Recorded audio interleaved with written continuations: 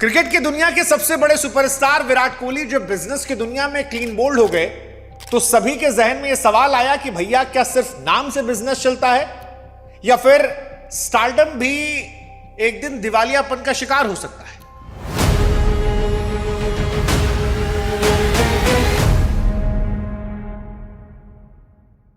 क्योंकि वो विराट कोहली जो करोड़ों रुपए हर ब्रांड से लेते हैं, उनके ब्रांड 18 को लेकर यह आरोप लगा कि 2 करोड़ रुपए किराया नहीं चुका पाए।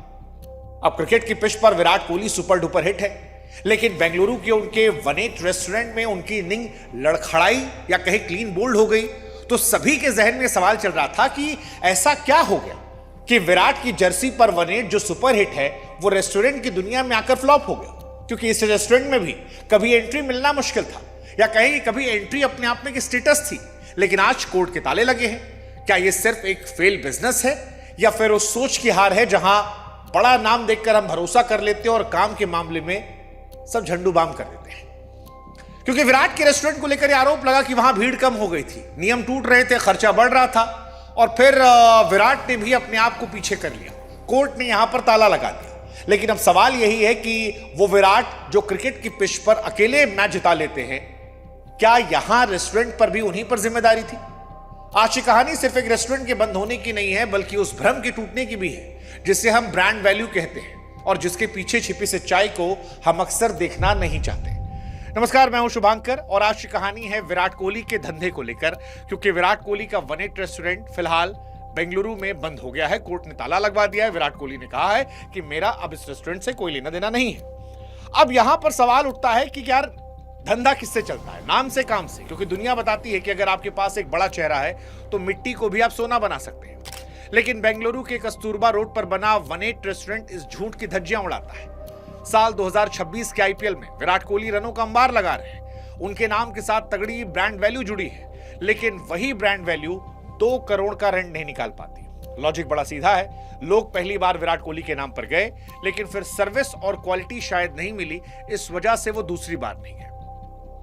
हालांकि रिपोर्ट्स कुछ ये भी कहती हैं कि पिछले कुछ समय से रेस्टोरेंट की फुटफॉल में 40% ज्यादा गिरावट दर्ज की गई है। वैसे भी रेस्टोरेंट का धंधा जो है वो सबसे ज्यादा गिरने वाले धंधों में है। जब मैनेजमेंट ने बार बार नियमों को ताक पर रखकर 1 बजे के बाद लाउडस्पीकर रखा, पुलिस के चक्कर बढ़ने लगे, स्थानीय निवासियों की शिकायतें बढ़ने लगी, तो ब्रांड की साख भी खराब हो गई। बार बार भरोसा टूटा, वो भरोसा जिसे बनाने में सालों लगे थे। क्योंकि रेस्टोरेंट सिर्फ खाने से नहीं बल्कि माहौल से भी चलता है, जहां पर जो आदमी यहां आ रहा है वो अपने आप को सुरक्षित और सम्मानित महसूस करता है। लेकिन सवाल की चलो ये सब तो एक अलग विषय है, नियम कायदे का। विराट कोहली को वो 2 करोड़ की यॉर्कर किसने मारी? क्योंकि जब हम किसी बड़े सेलिब्रिटी का नाम देखते हैं तो हमें लगता है यार वहां पैसे की तो कोई कमी नहीं होगी, लेकिन असलियत रेंट एग्रीमेंट के उन कागजों में दबी थी जो कोर्ट के सामने पेश किए गए। कोर्ट के दस्तावेजों की माने तो किराया समय पर नहीं दिया जा रहा था। बकाया राशि बढ़ते बढ़ते 2 करोड़ के पास पहुंच गई। यहां समस्या सिर्फ पैसों की नहीं बल्कि उस डिसिप्लिन की भी थी जो बड़े बिजनेस को चलाने के लिए जरूरी है। नियमों की अनदेखी इतनी ज्यादा थी कि स्मोकिंग जोन ना होने के कारण कोटपा कानून का उल्लंघन हुआ और फायर सेफ्टी की एनओसी तक यहां मौजूद नहीं थी। यह स्थिति वैसी थी जैसे ऊंट पर चढ़े आदमी को कुत्ता काट ले। यानी एक तरफ आईपीएल के बिजनेस बढ़ने की उम्मीद थी, दूसरी तरफ कानूनी नोटिसों की बौछार। विराट परेशान हो रहे थे। विराट को लगा कि भाई साहब अब जब मामला नहीं हो पा रहा और विराट के जहां रेस्टोरेंट उसके मकान मालिक को भी जब लगा तो मामला फिर कोर्ट कचहरी तक पहुंचने लगा। कोर्ट ने बिना स्टारडम की परवाह किए सीधा संदेश दिया कि जो प्रॉपर्टी है उसे खाली कर दिया जाए। और जैसे इसकी बात आई विराट ने भी हाथ खींच लिया। जैसे ही मामला पब्लिक हुआ, ब्रांड की बदनामी होने लगी, विराट ने अपना नाम वापस ले लिया। अब ये प्रोफेशनल एग्जिट था या डूबते जहाज से जान बचाकर भागने की मजबूरी, ये समझने वाली बात है। लेकिन ब्रांड की चमक तो फिलहाल बची है, लेकिन वो साख धुंधली हो गई जिस पर लोग आंख मूंद कर भरोसा कर रहे थे। विराट ने अपना नाम हटाया जो ब्रांड प्रोटेक्शन के लिए एक स्मार्ट बिजनेस मूव था।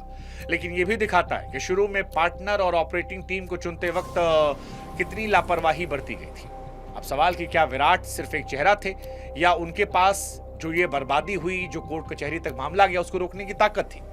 देखिए, यहां पर एक बात बड़ी क्लियर है कि जब आप किसी चीज को अपना नाम देते हैं तो उसकी साख की हर एक ईंट की जिम्मेदारी भी आप पर आती है। कानूनी रूप से विराट कोहली ने खुद को अलग कर लिया, लेकिन क्या सामाजिक तौर पर वो अलग हो पाएंगे? क्योंकि ये रेस्टोरेंट तो विराट कोहली के नाम से ही था। पहली बार जो गया वो विराट के नाम पर गया था और इसीलिए सवाल है कि क्या लीडर की जिम्मेदारी सिर्फ मुनाफा समेटने तक है? क्योंकि जब जहाज डूब रहा था, कर्मचारी बेबस थे, तब विराट का मैदान छोड़ना उनके ब्रांड की उस मजबूती पर भी सवाल खड़ा करता है जिसे बनाने में उन्होंने खुद सालों खर्च किए थे। यह सवाल साख का है क्योंकि ग्राहक रेस्टोरेंट की दीवारों को नहीं बल्कि उस नाम को देखकर आता है जो मेन्यू कार्ड पर छिपा था। वैसे भारत में रेस्टोरेंट का बिजनेस बहुत घटिया है। भारत में रेस्टोरेंट फेलियर बहुत हाई है। करीब 60 से 80% बिजनेस शुरुआती 5 साल में दम तोड़ देते हैं। सेलिब्रिटी रेस्टोरेंट का रिकॉर्ड तो इससे भी डरावना है क्योंकि वहां उम्मीदें बहुत ज्यादा होती है और खर्च बहुत बड़ा होता है। हम अक्सर ऊंची दुकान और फीका पकवान वाली गलती कर बैठते हैं जहां सारा ध्यान इंटीरियर पर लगाया जाता है और सर्विस जो है वो कमजोर हो जाती है।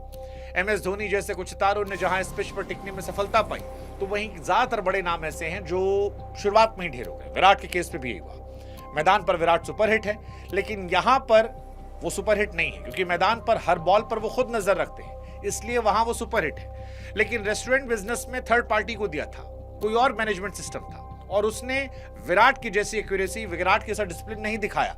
उसने ऑपरेशन मैनेजमेंट की धज्जियां उड़ाई और नतीजा ये हुआ कि ये बिजनेस जो है ये फेल हो गया। स्टारडम भीड़ तो लाता है लेकिन भीड़ बार बार रिपीट हो, रेगुलर कस्टमर बने, इसलिए भाई साहब कैप्टन को जमीन पर मेहनत करना पड़ता और यहां क्योंकि कैप्टन विराट नहीं थे इसलिए भी एक बड़ी हार हुई है। फिलहाल सोशल मीडिया पर एक बड़ा नैरेटिव चलाया गया है कि विराट कोहली को इस मामले में फंसाया जा रहा है, बदनाम किया जा रहा है, लेकिन रिकॉर्ड्स और लीगल पेपर कुछ और कहते हैं। सच ये है कि ये मिसमैनेजमेंट और कंप्लायंट फेलियर का एक क्लासिक केस है जहां कानून को रसूख से बड़ा मान लिया गया। जब आप महीनों तक रेंट नहीं भरते, रात भर म्यूजिक बजाकर पड़ोसियों की नींद हराम करते हैं और कस्टमर एक्सपीरियंस को नजरअंदाज करते हैं तो यही होता है। ये उस डेटा ड्रिवन आउट को जन्म देता है कि क्या हमारे स्टार सिर्फ विज्ञापन करने और पैसे बटोरने के लिए हैं? क्योंकि एक तरफ करोड़ों की नेटवर्थ और दूसरी तरफ 2 करोड़ के रेंट के लिए रेस्टोरेंट पर कोड का ताला लगना, ये विराट की उस ग्लोबल इमेज पर दाग है जो उन्होंने दशकों से कमाई है। ये उन तमाम स्टार्टअप और उद्यमियों के लिए चेतावनी है जो सेलिब्रिटी के नाम पर करोड़ों की फंडिंग उठाते हैं, क्योंकि असल धंधा जो है वो सर्विस, नंबर और कानून के दायरे में रहकर होता है, इंस्टाग्राम के लाइक पर नहीं। तो कुल मिलाकर ये समझने वाली बात यही है कि यहाँ कहानी फंड की कमी की नहीं है बल्कि लगातार अनदेखी और गिरते कस्टमर एक्सपीरियंस की वजह से विराट कोहली का रेस्टोरेंट और बिजनेस क्लीन बोल्ड हो गया। उम्मीद करते हैं कि बहुत सारे लोग जो इस बिजनेस में आ रहे होंगे वो इससे सबक लेंगे। बाकी विराट कोहली का नाता तोड़ना उनकी मजबूरी थी ताकि उनका पर्सनल ब्रांड सुरक्षित रहे। ये कदम हालांकि देरी से उठाया गया लेकिन फिलहाल 1-8 कम्युनिकेशन की हार ये साबित करती है कि स्टारडम एक छलावा हो सकता है अगर उसके पीछे ऑपरेशन की टीम मजबूत ना हो। तो कुल मिलाकर बिजनेस में नाम मदद जरूर करता है लेकिन असली कैप्टेंसी और हर रसीद की मॉनिटरिंग आपको खुद तय करनी पड़ती है, क्योंकि कोर्ट की पिच पर कोई अंपायर आपको नॉट आउट नहीं देगा अगर आपके पास रेंट की रसीद नहीं है और नियमों की डायरी खाली है। ये कहानी थी विराट कोहली के बिजनेस में क्लीन बोल्ड होने।